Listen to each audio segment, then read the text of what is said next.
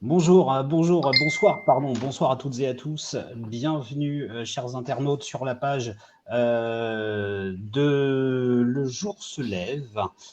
On revient ce soir avec euh, ce, ce, hum, ce programme qui était prévu hier soir, pardon, concernant l'éducation et le retour à l'école le 11 mai. Sachant qu'hier soir, je vais en toucher rapidement un petit mot, nous avons eu un problème technique qui n'était absolument pas de notre fait. Voilà, on ne cherchait pas, il n'y a pas de complot derrière tout ça. C'est juste un problème véritablement technique de flux qui nous a empêché de poursuivre l'émission. Ce soir, on a récupéré et on les remercie d'être revenus avec nous, les mêmes invités. Ils sont quasiment tous là. Donc, on fera des présentations au fur et à mesure, puisque vous allez voir, ils vont intervenir chacun à leur tour. Et on a avec nous ce soir Loïc Roussel. Bonsoir Loïc, est-ce que tu peux te Bonsoir à présenter tous. Est-ce que tu peux te présenter en quelques Oui, mots? alors je suis professeur certifié de physique-chimie. Je travaille à l'hôpital avec des enfants malades. Donc c'est un poste qui est assez unique, c'est-à-dire que je travaille dans un immense centre pour enfants. Souvent, ce sont des enfants accidentés de la route et qui, bien entendu, ne peuvent pas suivre les cours dans un établissement ordinaire. Donc, il y a un micro-collège et micro-lycée qui s'est installé au cœur de l'hôpital.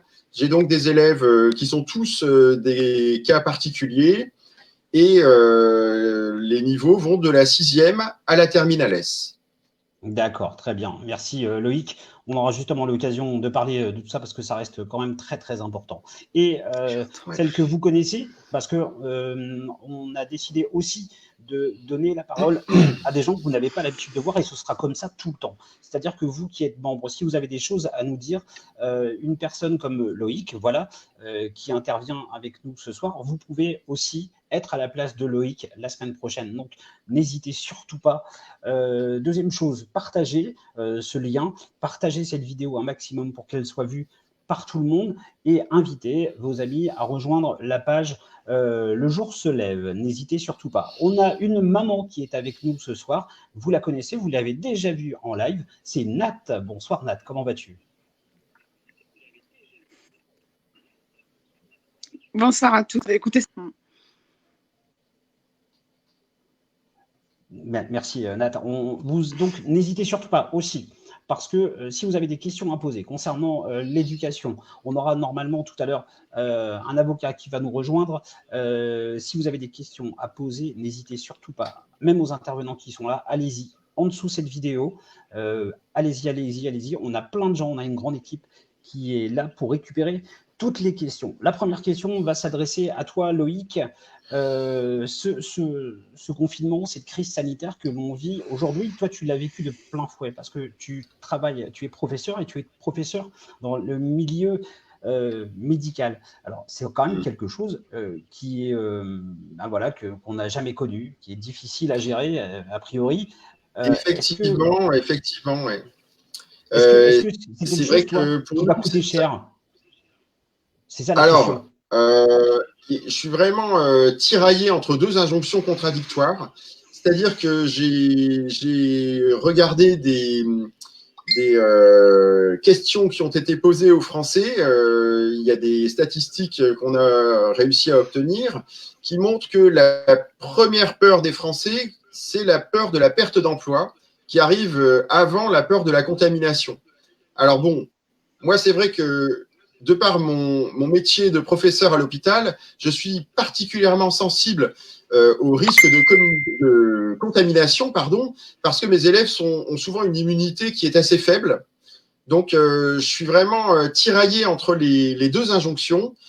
Et donc, j'ai cherché à me renseigner pour savoir quel était le coût social du confinement.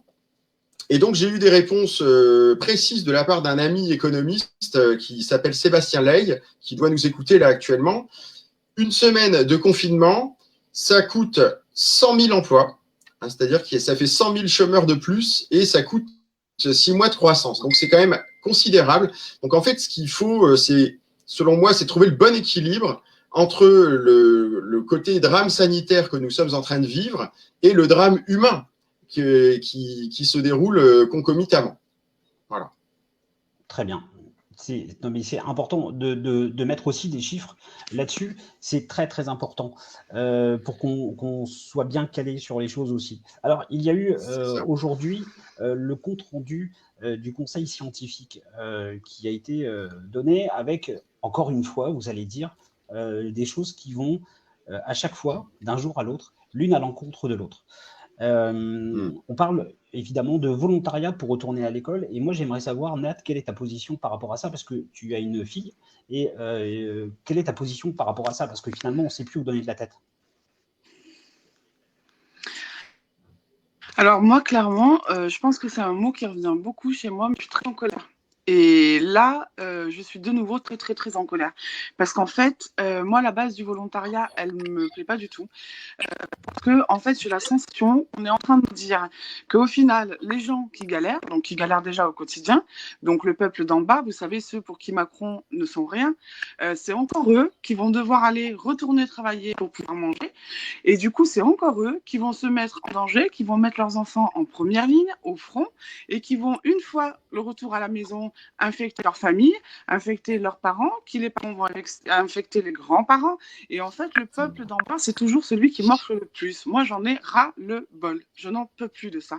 Donc, à un moment donné, quand on parle de liberté, égalité, fraternité, il faudrait qu'on se rappelle ce que veut dire égalité. Et je parle à ce gouvernement, bien sûr. Ok, très bien. Loïc, justement, d'ailleurs, je vais accueillir Monsieur Philippe Deveul qui nous a rejoint. Bonsoir, bonsoir, maître. Comment allez-vous? Bonsoir, ça va et vous? Ben écoutez, ça va très bien. Justement, Loïc, pour revenir vers toi concernant ces cours que tu donnes, en fait, pour bien comprendre, tu donnes des cours de physique-chimie à des enfants qui sont hospitalisés. C'est ça? C'est ça, exactement. Très Alors, exactement. Donc là, actuellement, je fais des cours à distance, mais c'est beaucoup moins efficace puisque mes élèves sont souvent appareillés, ils sont parfois en chariot, ils ne sont pas très autonomes. Donc, bon, pour la plupart de mes élèves, le cours via la webcam, ça ne fonctionne pas en fait.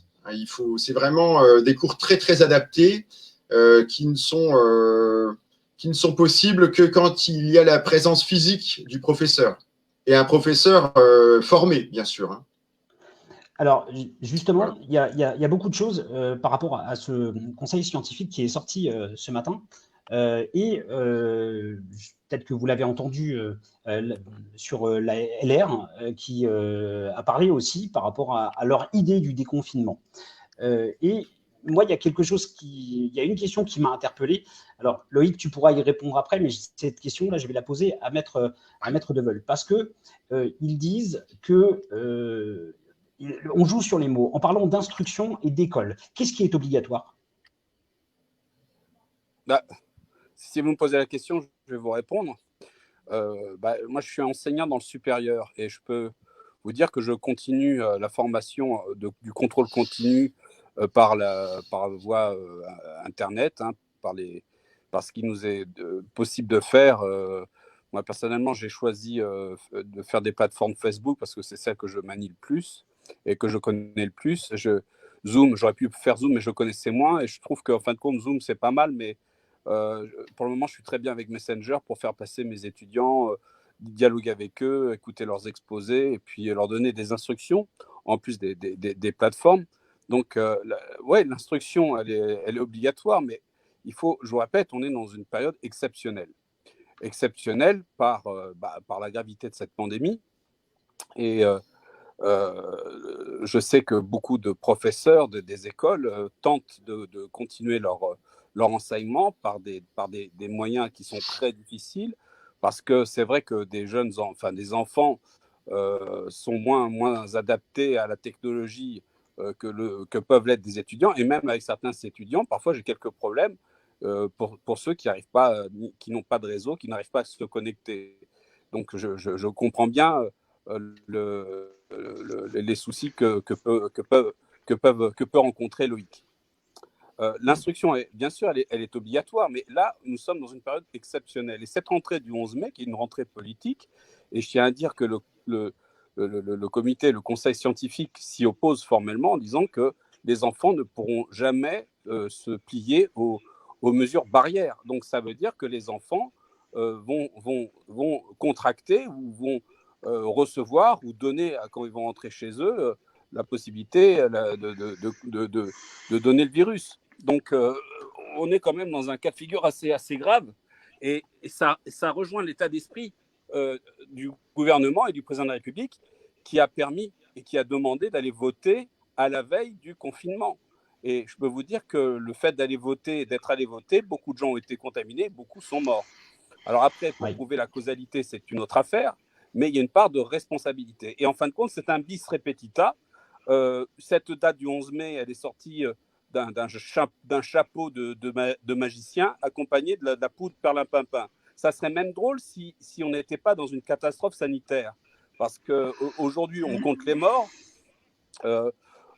mais on est dans un plateau et ma crainte personnelle, c'est la deuxième vague. Et la deuxième vague risque d'être surprenante et là, peut-être de mettre en difficulté les services d'urgence des hôpitaux. Voilà. Exactement. Et j'ai aussi la même conviction. Loïc, justement, j'ai une question qui va être t'est adressée, entre guillemets. Pourquoi ? Parce que on parle de ce souci d'internat. Alors, toi, tes élèves, ils sont, j'ai envie de dire, quasiment tout le temps en internat avec des restrictions, avec toutes les mesures barrières. Oui. Comment ça se passe ? Ils sont vraiment en hôpital, milieu médical. Hein. C'est-à-dire que, en fait, je suis dans un immense établissement où nous, les professeurs, on doit représenter 1 ou 2% du personnel. C'est plein de médecins.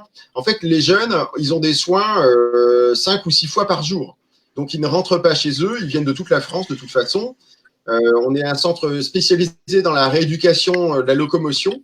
Donc, ils sont vraiment dans un milieu médicalisé en permanence. Donc, évidemment, la crainte numéro 1, c'est la contamination. Pour l'instant, il n'y a pas eu de contamination dans le centre dans lequel je travaille. Donc, j'ai été soulagé quand je l'ai appris parce que j'avais peur de ne pas retrouver certains de mes élèves. D'accord. En cas de contamination, vu leur fragilité pour certains, j'ai bien peur que l'issue soit fatale. J'imagine bien.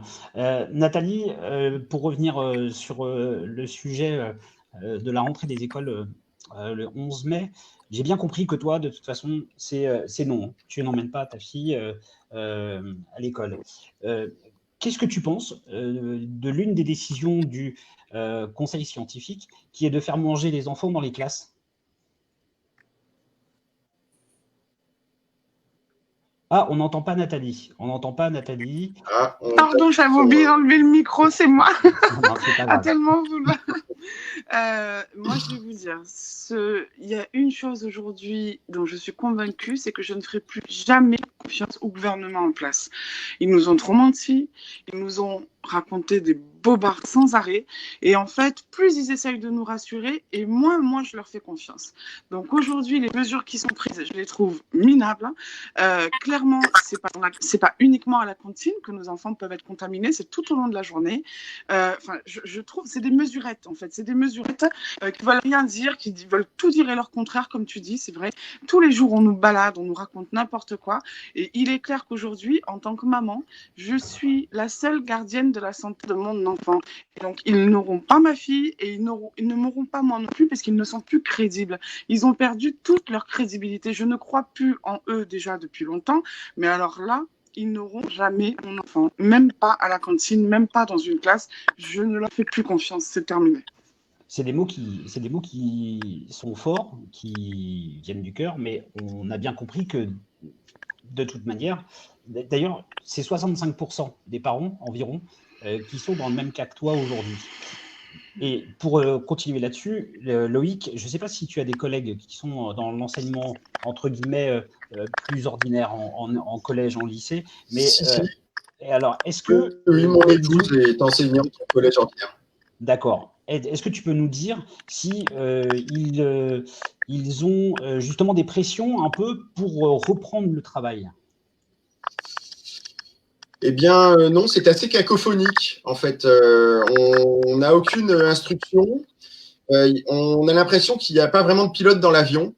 C'est-à-dire que je pense que le véritable problème, c'est qu'il n'y a pas de masque pour pouvoir respecter les gestes barrières ou avoir un minimum de sécurité.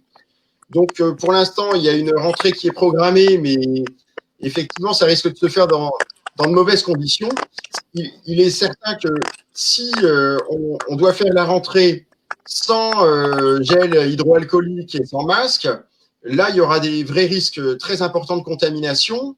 Et je pense que beaucoup de collègues activeront un droit de retrait, hein, parce que je dirais même, ça ne concerne pas que l'école, c'est pour toutes les entreprises, les PME, les TPE. En fait, une injonction gouvernementale, ça n'exonère pas de la responsabilité pénale de l'employeur, en vertu de la doctrine de la faute inexcusable de l'employeur. Donc, si quelqu'un se fait contaminer au travail et qu'on ne lui a pas fourni de masque, ça peut donner lieu à une procédure en justice. Eh ben, donc, c'est… Ouais, merci Loïc. Voilà. J'imagine bien, et justement, cette question-là, je pense qu'on peut la poser à Philippe Deveul, parce que est-ce que justement, un patron qui n'a pas fourni les moyens de protection suffisants à un employé pour travailler, et que cet employé est contaminé, ce patron peut-il être poursuivi en justice? Oui, tout à fait. Si l'employé prouve que l'employeur n'a pas été capable de fournir à son employé tout le dispositif de protection, c'est-à-dire masque, gel ou gants, l'employé peut évidemment prouver le manquement de l'employé. S'il y a une contamination, évidemment, il pourra poursuivre son employeur en justice, ce qui est logique. D'ailleurs, parce que on connaît, je veux dire, c'est-à-dire qu'on doit être dans la bonne foi. Le droit, c'est basé sur des règles simples, c'est la bonne foi ou l'intention de nuire quand c'est dans le pénal, etc. Donc, un employeur, il est au courant de la situation autant qu'un employé. Et donc, s'il doit permettre, s'il veut continuer son activité, ce qui est tout à fait compréhensible et normal, il doit donner à son employé la possibilité de se protéger. S'il n'offre pas les conditions de protection minimum, l'employé peut d'abord exercer son droit de retrait en prouvant que l'employeur n'a pas mis en conformité les mesures de protection. Et puis, s'il y a des dommages, évidemment, l'employeur… Mais alors, attention, vous savez, le droit, c'est des principes, hein, mais ça prend du temps, hein, ce n'est pas immédiat, il faudra attendre longtemps. Et le problème, c'est que si l'employé… Bon, attention, hein, l'employeur, lui aussi, il peut être victime d'une contamination, hein, s'il n'est pas prudent et s'il ne fait pas les choses comme il faut. Mais malheureusement, ceux qui auront des séquelles graves et qui seront contaminés. Alors bon, après, il y a la contamination, il y a les 80% qui présentent des signes tout à fait bénins de la maladie et 20% qui peuvent rentrer dans les cas graves, hein, les cas de détresse respiratoire. Oui, là, il y aura une responsabilité encore plus forte. Merci. Mais si l'employé, alors attendez, je termine. Si l'employé avait des séquelles graves ou décédé suite à avoir été contaminé sur son lieu de travail, ce sont les ayants droit qui pourront entamer les procédures de poursuite, de responsabilité. Voilà. Et il y a responsabilité au niveau du travail et responsabilité pénale. Merci. Je pense que la réponse, elle est claire. Merci beaucoup, c'était important. Nathalie, je donne la parole à Loïc ensuite et on passe. C'était juste par rapport à ce que Maître Deveul vient de dire, en fait. On est en train de perdre Nathalie. Ouais, on ne t'entend plus, Nathalie. On est en train de perdre Nathalie. Là, c'est bon. Vas-y, Nathalie, on t'écoute. Elle travaille en EHPAD. Donc là, je sors du sujet éducation juste 30 secondes. Non, ça ne va pas être possible avec Nathalie. Hein.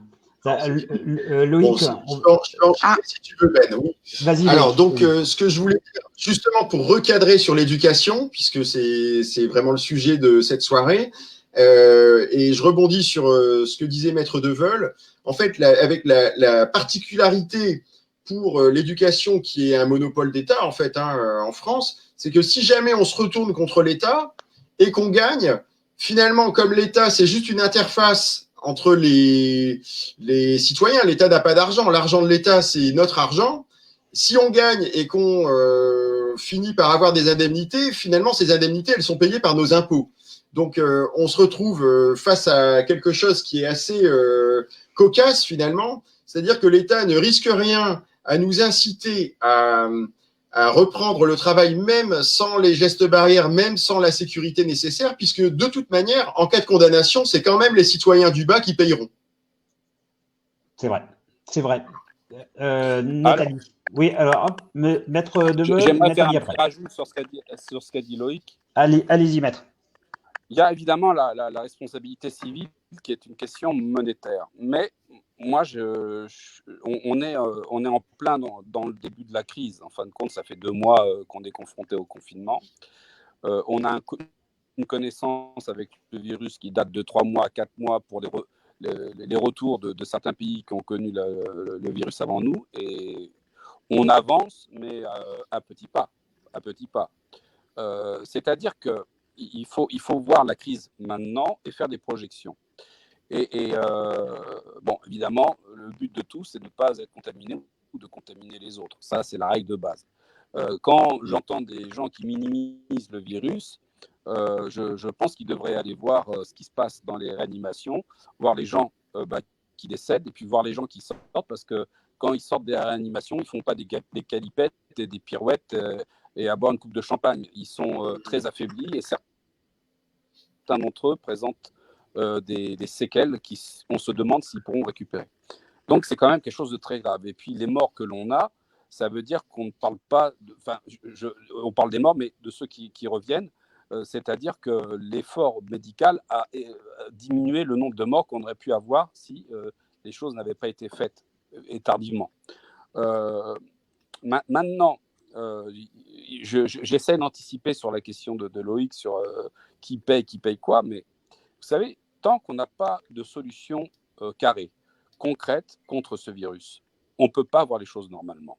On ne peut pas voir les choses normalement parce que si on regarde l'économie, l'état de l'économie, et c'est là le choix cornélien du gouvernement, des dirigeants dans le monde entier, c'est de dire qu'est-ce qu'on fait. Est-ce qu'on préserve, on confine la société et on gèle l'économie jusqu'à ce qu'on trouve hypothétiquement une solution médicale concrète, ou faute de mieux, on permet à la population, on ouvre les barrières, enfin on lève le confinement et on permet aux gens, en respectant justement les barrières de non-contamination, de relancer l'économie. Mais on va relancer une économie qui boite. Une économie qui boite parce que je ne vois pas, beaucoup de gens travaillent dans les services, la restauration, les bars, enfin l'hôtellerie, le tourisme, etc. Mais moi, je ne vois pas les gens se précipiter à venir en France faire du tourisme ou les Français partir à l'étranger. D'ailleurs, ce ne sera pas possible de faire du tourisme. Les gens se précipiter dans les restaurants avec des garçons qui vont servir avec des masques, des tables éparpillées, etc. Ça va être très compliqué. Et ça va balbutier. De zéro, on va aller à quelques... Et si ça dure encore plus longtemps, moi je suis justement, j'anticipe parce que je suis candidat à aucune élection, donc je peux me permettre de dire qu'on va aller de mal en pis et que l'euro qu'on nous a imposé à coup de forceps à la population française, je me demande quelle va être sa valeur d'ici quelques mois, parce que j'ai jamais vu autant de milliards injectés dans l'économie réelle sur une monnaie qui est basée sur un PIB qui est à l'arrêt. Donc on va au-devant d'une crise d'une crise économique, de l'économie réelle et de la finance. C'est-à-dire que quelle sera la valeur de la monnaie dans 2 ou 3 mois, parce que moi, je ne peux pas vous donner de réponse et je suis assez inquiet là-dessus. J'ai terminé. Voilà. Merci, Maître. Non, mais c'est très intéressant. Mais c'est vrai que quand Maître commence à parler, c'est toujours très intéressant. Ça dure un peu, mais c'est toujours très, très intéressant. Loïc, très, très rapidement, Loïc, parce qu'il faut qu'on se passe... Très rapidement. C'est vrai que je pense qu'une posture intelligente serait de s'inspirer de ce qui se fait dans les pays limitrophes qui parfois s'en sortent mieux. Il se trouve que j'ai des amis qui habitent en Suisse et la façon de faire là-bas, ça consiste à confiner les malades et pas les autres, en interdisant les rassemblements de plus de 5 personnes, je crois.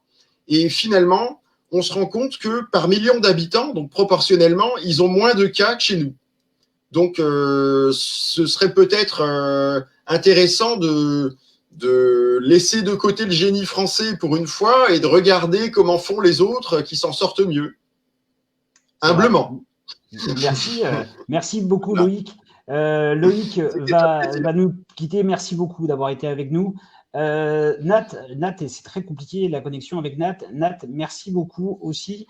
On va passer tout de suite avec Azelma et donc Christophe. Maître Philippe Devol va rester avec nous. Bonsoir. Azelma qui va se présenter. Azelma qui est écrivain. C'est bien ça, Azelma. Bonsoir. Oui, bonsoir. Oui, je suis écrivain et puis j'ai entre autres, je suis en train d'écrire un recueil des citations et des bourdes politiques pendant le confinement avec une autre auteure qui s'appelle Floriane Brément et donc je vais vous donner 2-3 citations sur l'école. Eh ben, oui, alors en plus, on va en parler, mais je pense qu'il y a quand même de la matière. Tu vas écrire une encyclopédie totale avec 14 ou 15 volumes, parce qu'il y avait quand même de la matière pendant ce confinement. C'est énorme. Chaque jour, c'est 5 pages de plus, donc je vais essayer de faire court. Il faudra me couper si je suis trop longue, mais… Voilà. On va s'y atteler. Et Christophe Prévost, on a eu une maman.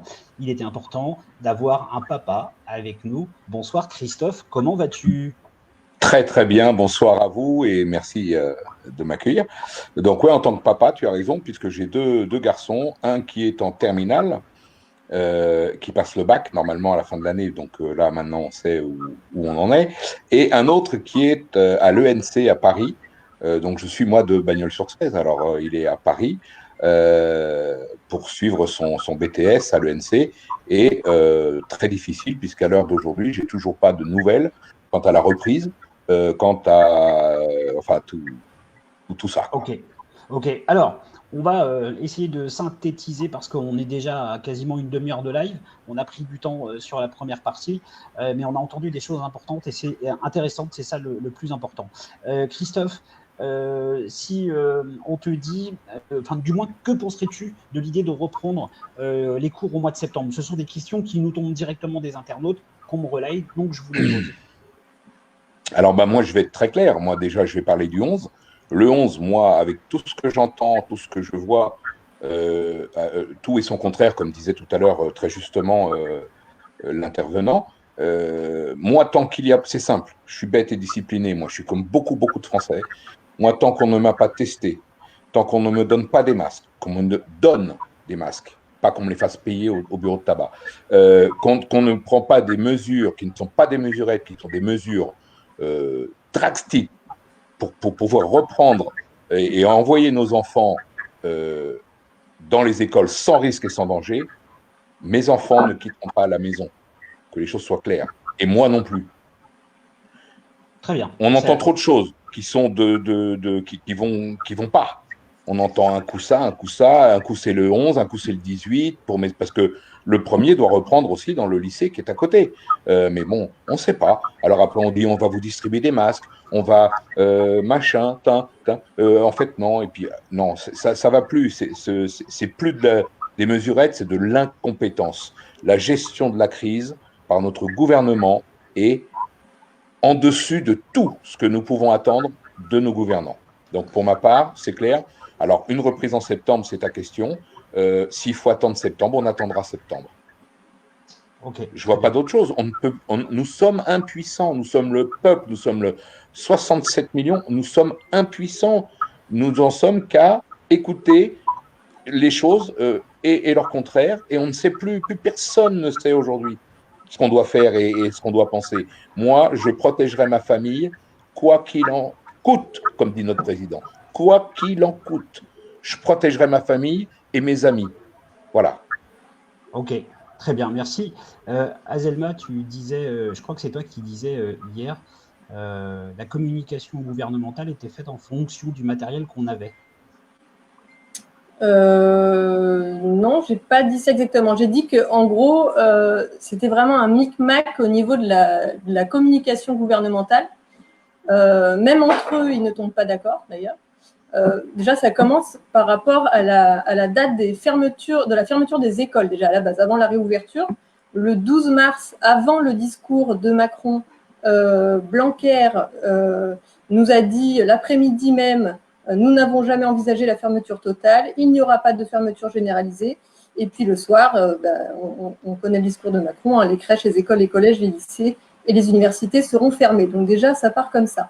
Ensuite, pour la reprise des cours, le 23 mars, le ministre Jean-Michel Blanquer dit que, je vous cite, le scénario privilégié est celui d'un retour en classe après les vacances de printemps le 4 mai. Le 21 avril, il nous dit que les écoles vont réouvrir le 11 mai.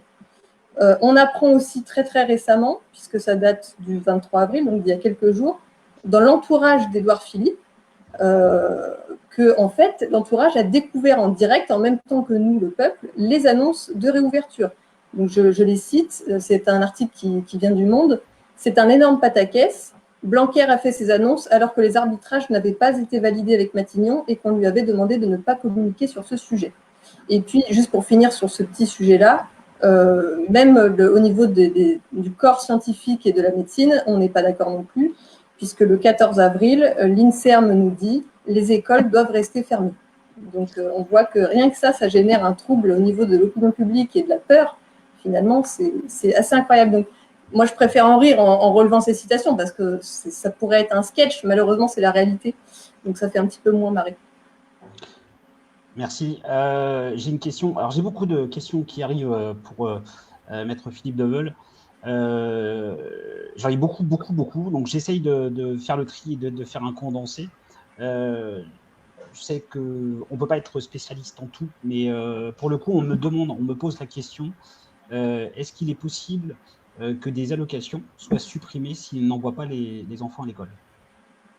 Si des parents n'envoient pas leurs enfants à l'école? Alors, en l'occurrence, non, puisque le retour à l'école est facultatif. Ça veut dire que le gouvernement, le président s'est engagé à dire publiquement que les parents n'étaient pas obligés de renvoyer leurs enfants à l'école. Donc, il n'y aura pas de suppression des allocations. Mais je pense à une chose, c'est que cette mesure privilégie les personnes qui travaillent par voie de télétravail et va sanctionner les gens qui ont besoin de se rendre à leur travail et qui sont obligés de laisser les enfants, faute de garde, de laisser les enfants à l'école, quoi. Et certainement, beaucoup de parents plus privilégiés que d'autres pourront garder leurs enfants en confinement le temps de voir venir la rentrée prochaine. Donc il y a une forme un peu d'inégalité dans cette mesure. Mais malheureusement, c'est un peu la logique de ce gouvernement qui est complètement pris en désarroi. Le Covid-19 a été pour le gouvernement une torpille inattendue du fait qu'ils n'étaient pas du tout prêts à ce genre de catastrophe. Parce que d'ailleurs, parmi les membres du gouvernement, il n'y en a aucun qui a connu des crises graves, à part certains, des gens qu'on ne voit pas, des généraux, des militaires qui sont partis en opération extérieure, mais aucun d'entre eux n'a connu de situation de crise grave avant d'exercer le pouvoir. Hein. C'est tous un peu des gens qui sont arrivés frémoulus de palais ministériels, de palais de la République directement à des postes de ministres. Donc évidemment, ils sont pris au dépourvu et ça torpille aussi leur politique mondialiste et européiste. C'est-à-dire que le Covid a montré les limites du mondialisme dans le sens que nous n'avons pas sur notre territoire de quoi produire des masques ou produire des médicaments, qu'on a vidé toute notre substance industrielle de première nécessité, pharmaceutique ou autre, à l'étranger, en Asie notamment et en Chine, au détriment de notre souveraineté industrielle. Et puis, échec européiste, dans le sens que l'Europe n'a joué aucun rôle concret dans cette crise. En fin de compte, c'était chacun pour soi, et pourquoi pas. Mais si vous voulez, on est pénalisé quand même par l'Europe, par l'Union européenne. On est pénalisé par des objectifs financiers qui sont difficilement atteignables, les 3% des dépenses du PIB. On est tenu par une monnaie qu'on ne contrôle pas, et comme je l'ai dit précédemment, qui n'aura peut-être plus de valeur dans peu de temps, comme les autres monnaies d'ailleurs. Mais ça, c'est parce que c'est notre système économique qui va être sérieusement remise en cause. Alors, on retournera sur une économie, bien évidemment, on retournera sur une nouvelle base, mais l'économie telle qu'on nous l'a vendue auparavant, elle est torpillée. C'est pour ça que le gouvernement est complètement déstabilisé et déboussolé. Parce que si on avait fait les choses correctement, je suis encore un peu long, mais si on avait fait les choses correctement depuis le mois de janvier, on aurait tout fait pour avoir des masques, on aurait tout fait pour préparer les services des urgences, avoir des machines respiratoires, équiper nos soignants, notre personnel hospitalier. Peut-être qu'on n'aurait pas évité d'avoir des morts, mais on aurait eu moins de morts. On aurait eu moins de morts. Et on aurait préparé aussi, parce que souvenez-vous, toute la campagne qu'on a eue dans les médias, c'était de dire c'est qu'une grippette, et des médecins, des professeurs de médecine qui vous disaient mais ce que fait l'Italie, c'est ridicule, il ne faut pas en arriver jusque-là, etc. Donc ça veut dire que faute de mieux, le confinement était la seule façon de freiner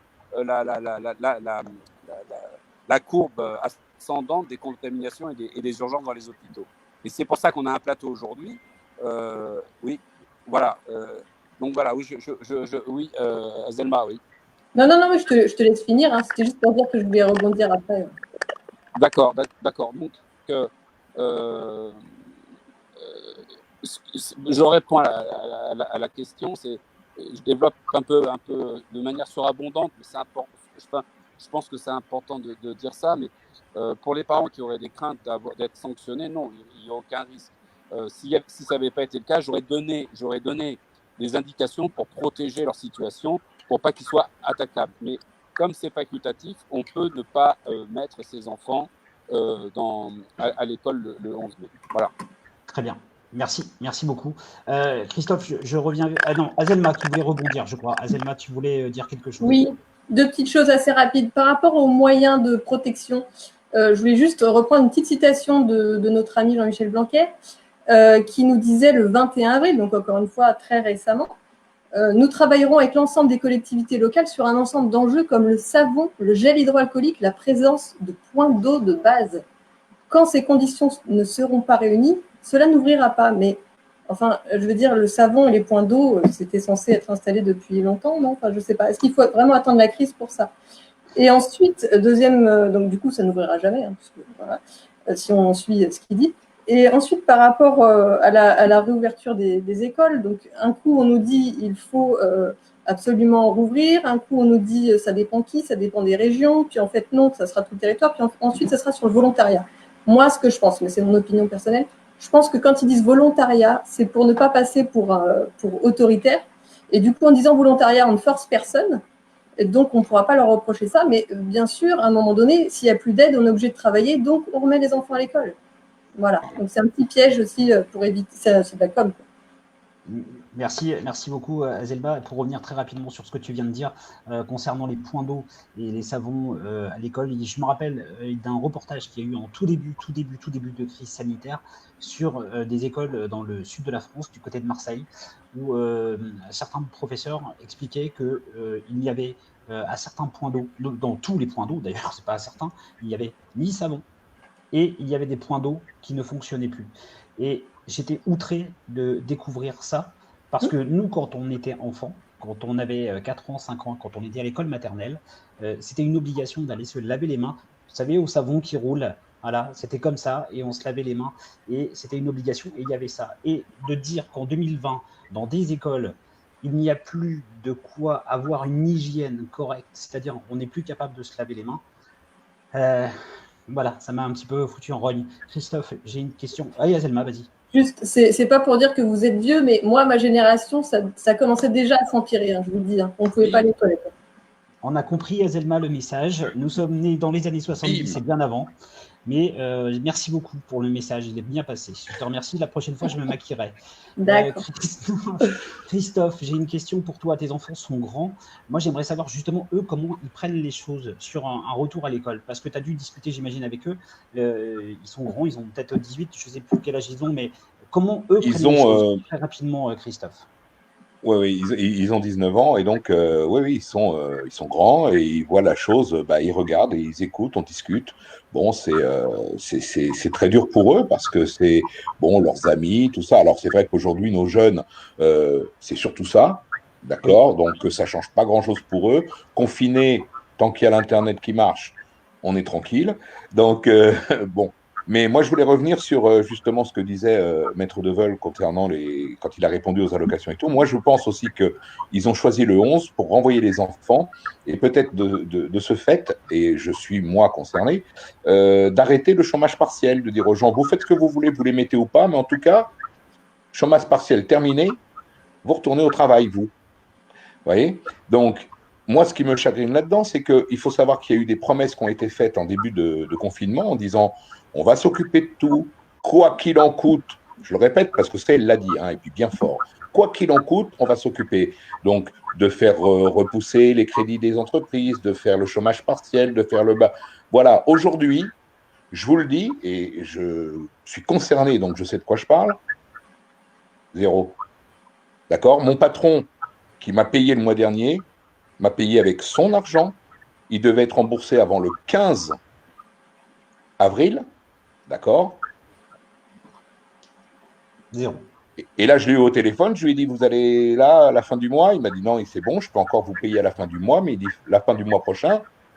Donc, tout coïncide. Il va falloir qu'on reprenne tous le travail. Parce que là, tous nos patrons sont un petit peu comme ça. Hein, sans compter les 40% de gens qui ne vont pas relever le rideau, des commerçants. Parce que 3 mois à l'arrêt, sans chiffre d'affaires, eh ben, les gens qui avaient mis toutes leurs économies pour tout ça, ils vont déposer le bilan, ils vont faire la cessation. Donc, voilà. Donc, sachez que ce qui a été promis à la télé devant tous les spectateurs, zéro. Qu'on se le dise bien. Hein, faut arrêter de croire tout ce qu'ils disent à la télé. Maintenant, nous, ça fait un moment qu'on a ouvert les yeux, mais là, c'est zéro. Donc, voilà, c'est une catastrophe économique et c'est pas pessimiste ce que je dis, mais ce qu'on est en train de vivre là, c'est le meilleur. Hein. C'est quand on va sortir, ça va être une catastrophe nationale. Voilà, je veux pas alarmer, mais je veux quand même que les gens se rendent compte qu'il y a beaucoup de gens qui vont toucher et qui vont tomber dans la misère. Dans la misère, pas dans la difficulté, dans la misère. Je ne sais pas ce qu'en pense Philippe, mais c'est quelque chose qui va être terrible. Moi, j'en ai peur hein, du déconfinement. Non, mais oui, il faut en avoir peur. On ne va pas non plus être alarmiste, mais oui, tu as raison, c'est vrai que ça va être compliqué. Il va falloir vraiment préparer les choses et savoir surtout, on nous indique qu'on nous donne certainement la bonne direction. Je sais qu'il y a beaucoup de monde qui ont recommencé à travailler, mais il va falloir retrouver la bonne direction. Je vais donner la parole une dernière fois à celle qui trouve que je suis trop vieux. Azelma, moi j'ai le souvenir d'un monsieur Blanquer qui a dit avant le confinement, quand on a commencé à fermer les écoles, qu'il fallait donner les cours à la maison, nous sommes prêts. Est-ce que tu te rappelles de ça? Est-ce que tu as souvenir de ça? Est-ce que tu as quelque chose là-dessus? Je te prends peut-être de cours par rapport à ça, mais je sais que c'est une déclaration. Ouais, j'ai fait exprès. De toute façon, il ne fallait pas dire que j'étais vieux. Il avait dit tout début, il a dit « nous sommes prêts ». Et en fait, on s'est rendu compte véritablement que dans la suite des événements, ce n'était pas vrai du tout parce qu'il y avait énormément de complications. Les élèves n'arrivaient pas à se connecter. Enfin bref, ça a été un véritable capharnaüm. Il est vrai, et il faut le dire, que, comme le disait Maître Deveul tout à l'heure, c'est quelque chose qu'on ne connaissait pas, on ne savait pas comment ça allait se passer, mais on ne dit pas on est prêt, et que finalement 3 jours après, on se rend compte que c'est un bordel pas possible, pardon, excusez-moi du terme, et qu'on n'arrive pas à suivre. Et moi, j'ai 2 petites filles qui ont bientôt 11 ans et 12 ans et demi, et ça a été une galère pas possible pour récupérer les cours, voilà. Donc, est-ce que tu as quelque chose par rapport à ça? Alors, je n'ai pas sur cette citation-là précisément, je me souviens de ça, oui.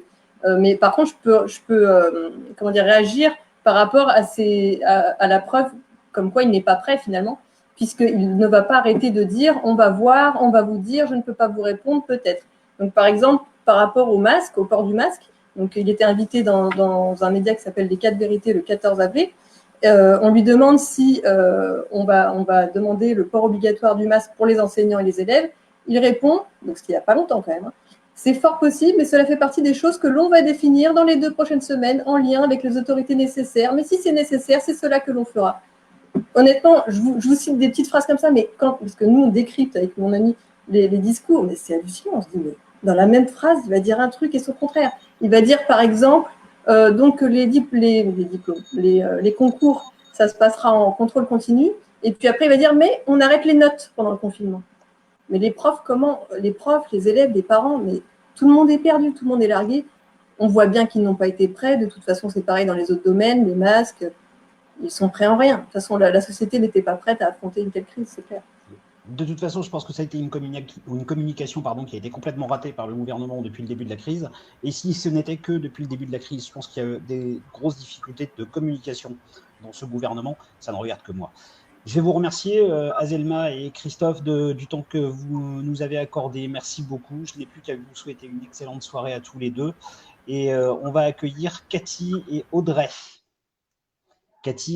Alors, j'ai énormément de questions pour Maître Philippe Deveul. J'en ai plein. Je pense que, je sais pas. On va voir encore. On va se débrouiller, mais on pourra pas répondre à toutes les questions ce soir. En tout cas, merci. Bonsoir, Audrey. Comment ça va, Audrey? Bonsoir, ça va. Ça va. Alors, Audrey, qui est assistante maternelle à domicile. C'est ça.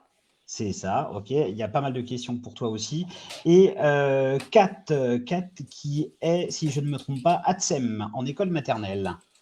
C'est ça, bonsoir. Comment ça va, Kat? Tout à fait.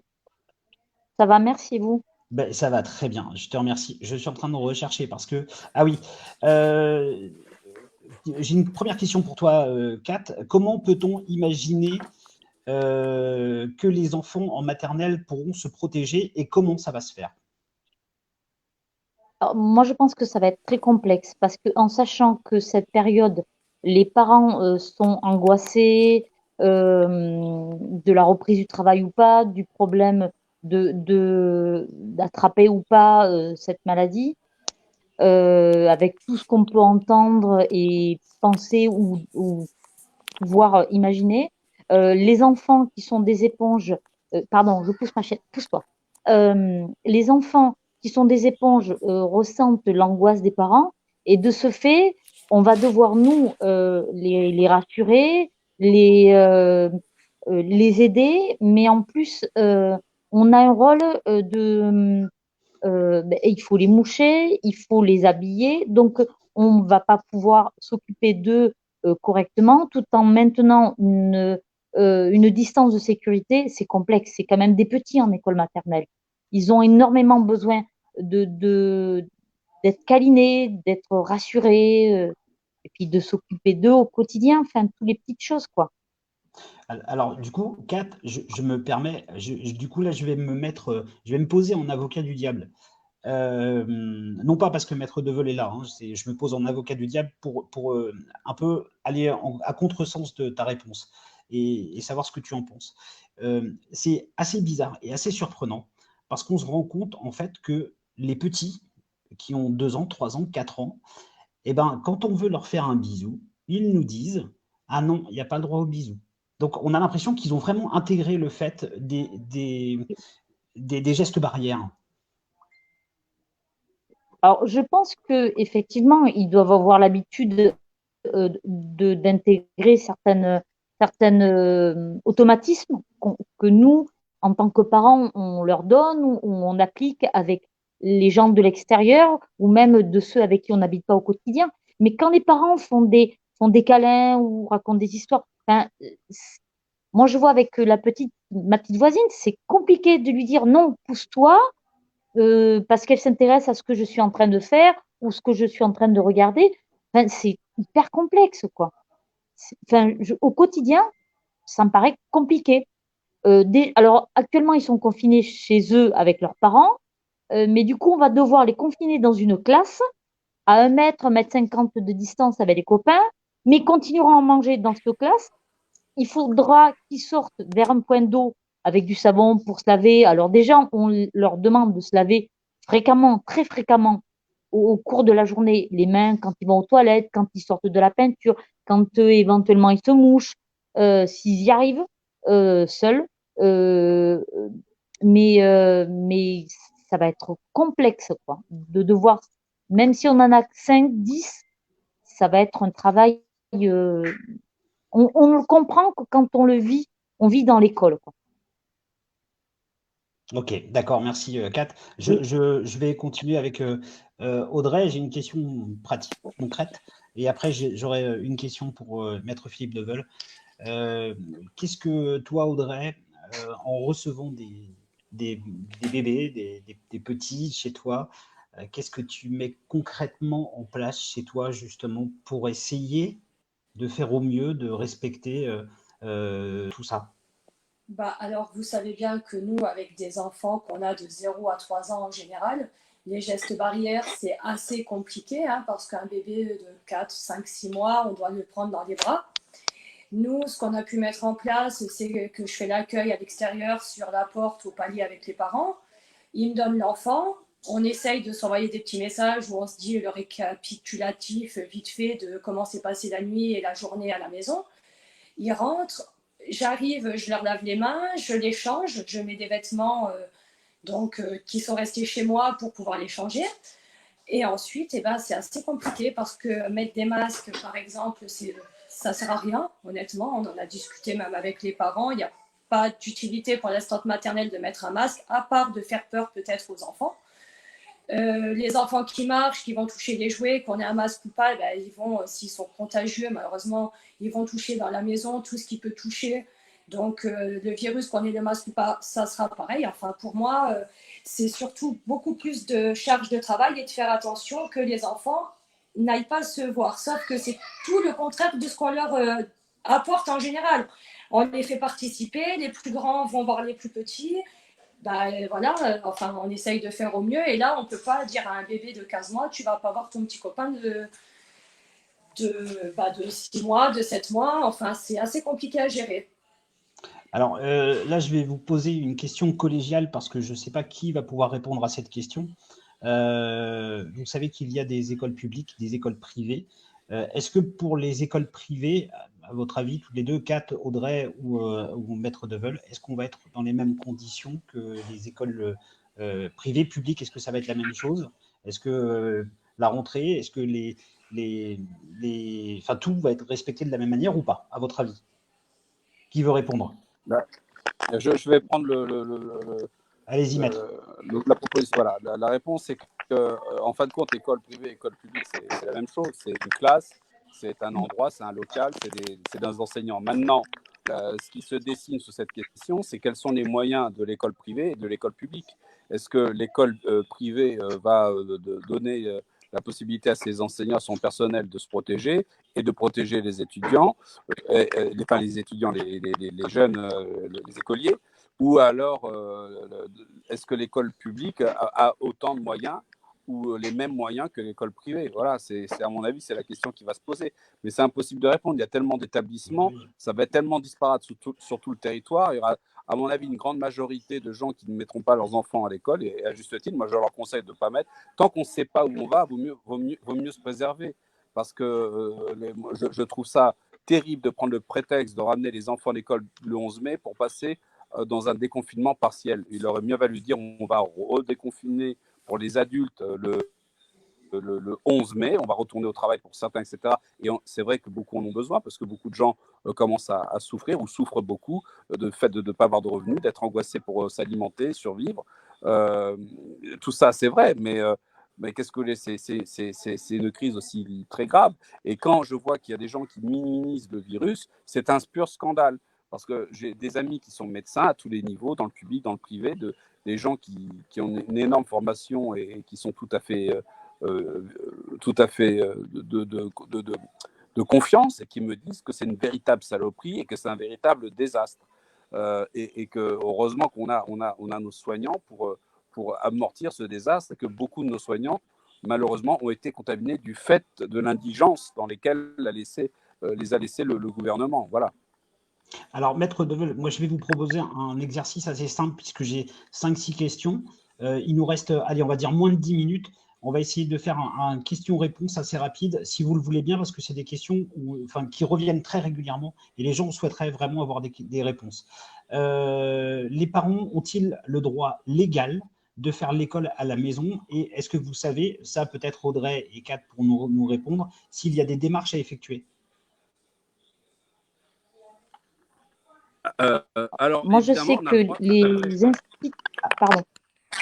Allez-y, maître, pour Excusez, la première partie. ouais, du côté de l'aspect légal, chaque classe a son programme. Il n'est pas interdit aux parents de poursuivre l'éducation des enfants à la maison. C'est tout à fait envisageable et il n'y a aucun texte qui empêche les parents de poursuivre l'enseignement. Veuillez m'excuser, c'est pas le virus, c'est le courant d'air. Bon. Donc, j'espère. Hein, bon, si Oui, vous avez nous plus de aussi. nouvelles de moi dans une semaine, vous saurez. Mais ce qu'il y a, c'est que il n'y a pas de texte qui empêche les enfants d'enseigner à leurs enfants à l'école. D'accord. Voilà.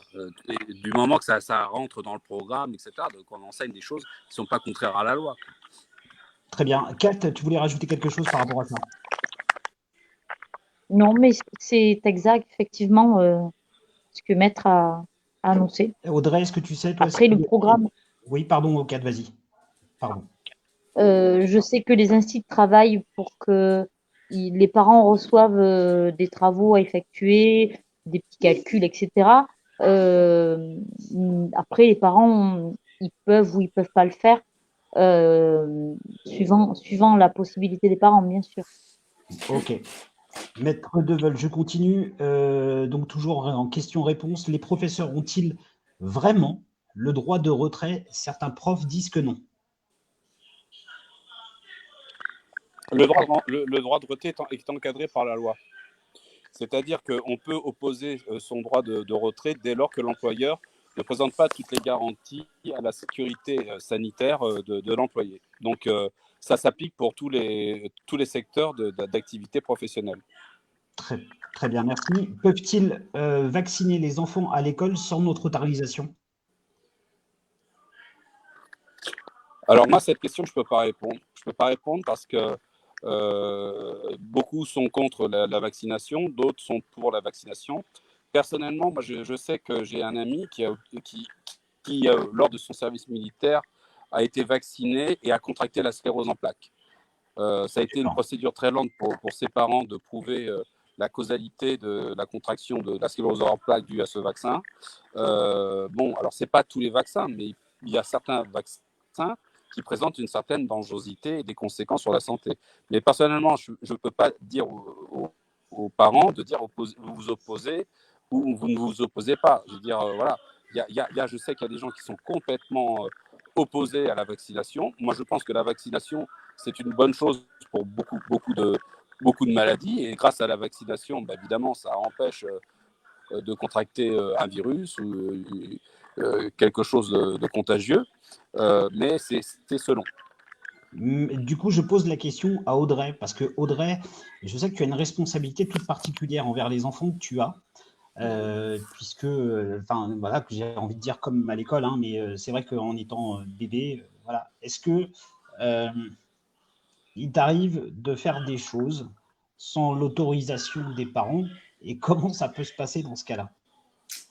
Non, j'évite au maximum tout ce que je fais. En fait, moi, ce que je fais, je suis assistante maternelle, mais en fait, je travaille beaucoup avec WhatsApp.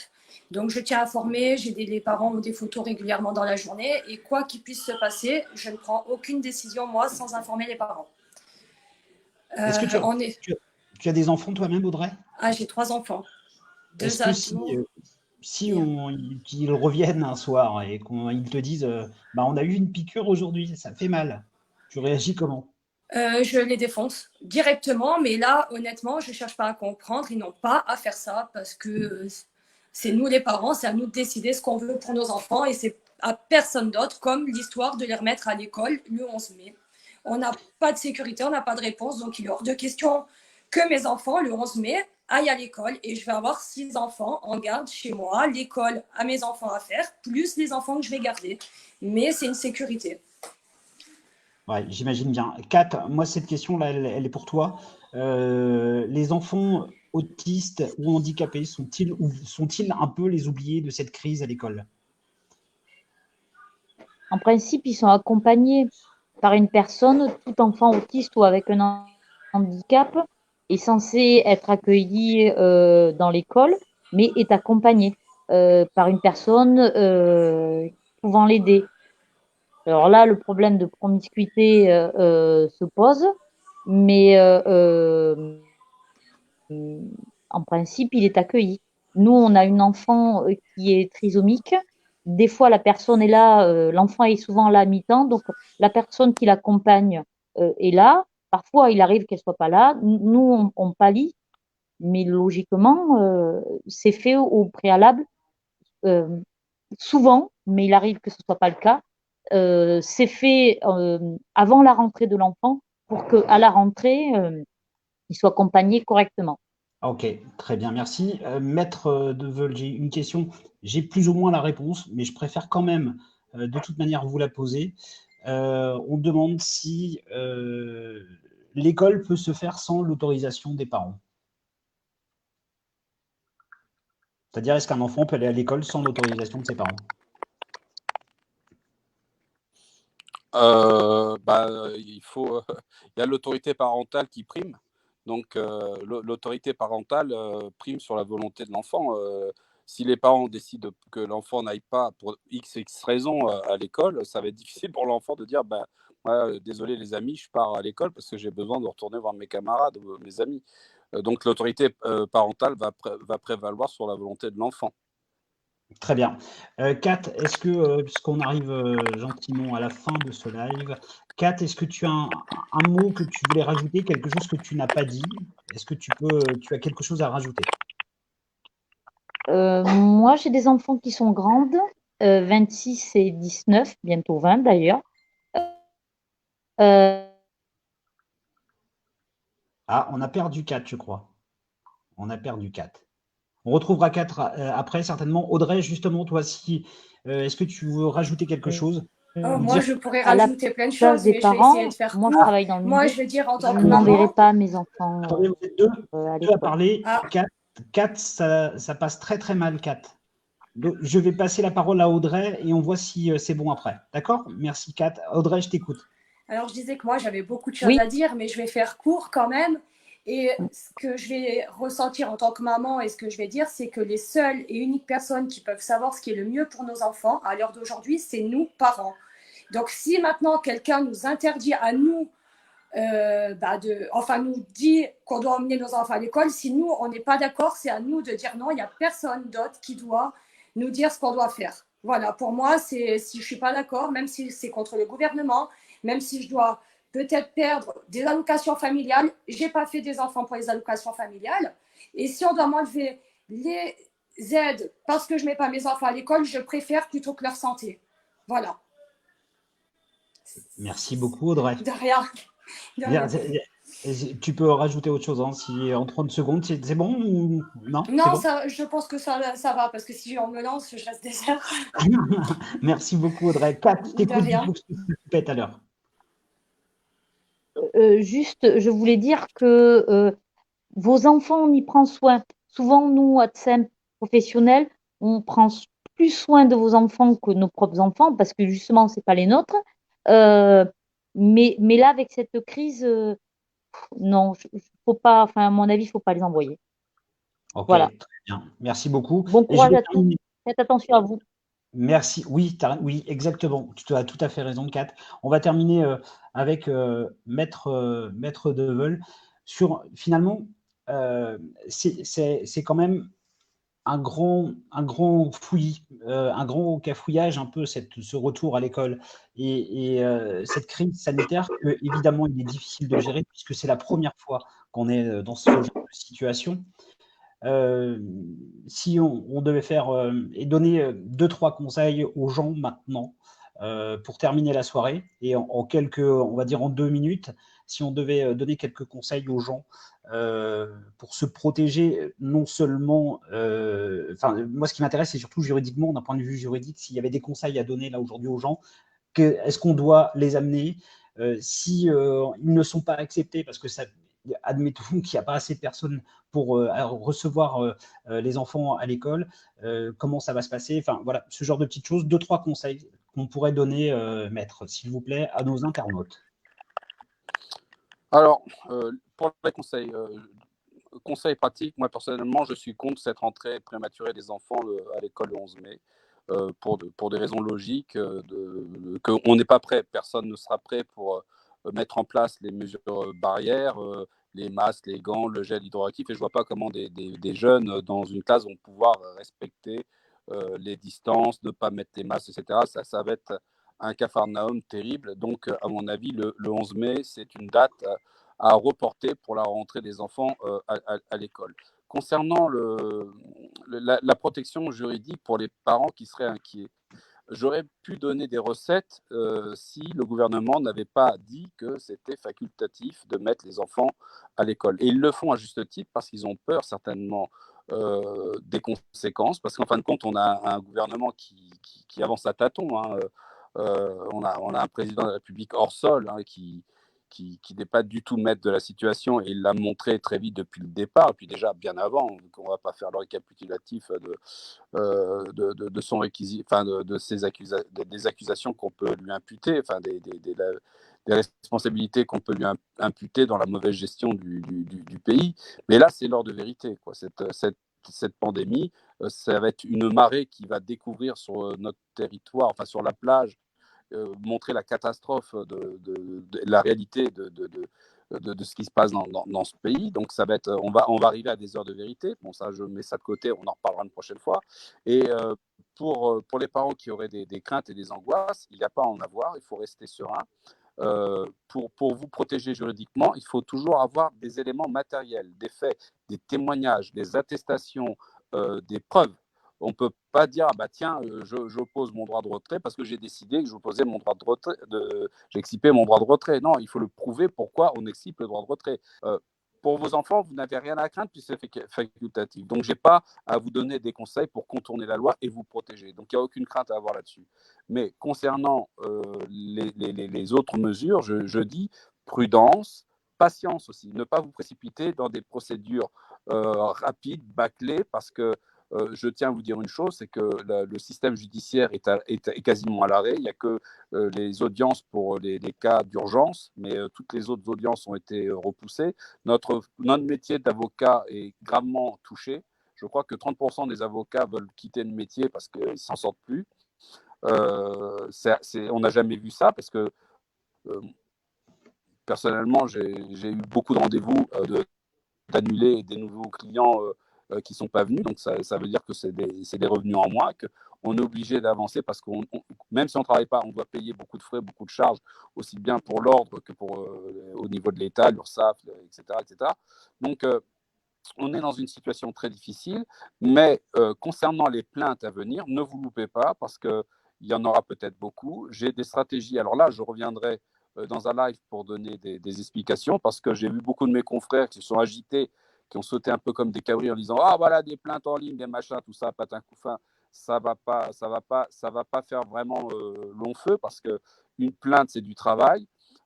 Personnellement, moi, j'ai agi pour défendre la cause des citoyens en colère lors des manifestations, pour les gardes à vue, les comparutions immédiates, les conseils, enfin, tout ce qui était ça, je pouvais le faire de manière gratuite. Mais concernant une plainte, un collectif de plaintes, là, c'est un travail de fourmi méthodique où il faut s'entourer, il faut avoir une équipe permanente. Et là, on ne peut pas faire des choses gratuites si vous voulez que ce soit sérieux. Donc, ne vous précipitez pas sur les plaintes en ligne qui vous sont proposées par différents confrères.